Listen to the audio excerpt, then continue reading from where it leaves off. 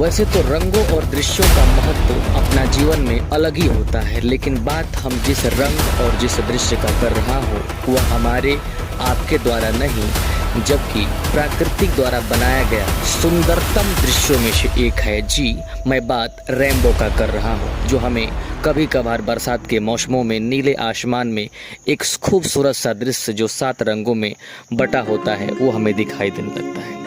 तो आकाश में संध्या के समय पूर्व दिशा में, प्रातः काल पश्चिम दिशा में, वर्षा के बाद लाल, नारंगी, पीला, हरा, आसमानी, नीला, बैगनी वर्णों में का एक विशाल कायवृत्ताकार वक्र दिखाई देता है, जिसे रेनबो के नाम से जानते हैं।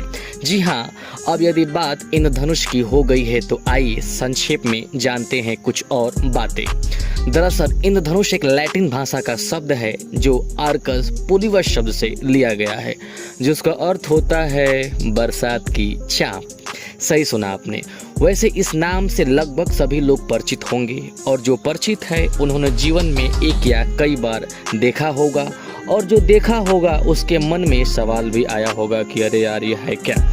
इससे पहले कि हम इसके कारण पर जाए, आइए जानते हैं कुछ और बातें रेनबो के प्रकार में। जी हाँ, रेनबो दरअसल एक ही नहीं 4 प्रकार से बनता है या 4 प्रकार का होता है। पहला प्राइमरी रेनबो, जो अक्सर हमें आसमान में देखने को मिल जाता है। दूसरा होता है डबल रेनबो, यूँ कहें तो एक ही टाइम पर 2 इंद्रधनुष। ऐसा तब होता है जब पानी की बूंदें सूर्य के प्रकाश में एक के बजाय 2 हिस्सों में बट जाता है। और तीसरा होता है अलेक्जेंडर और चौथा सुपरनुमेरी इंद्रधनुष। अब हमें पता हो गया कि सूर्य से बनता है रेनबो, तो बेचारा चांद क्यों पीछे रहे, वो बनाता है रात्रि के समय मूनबो।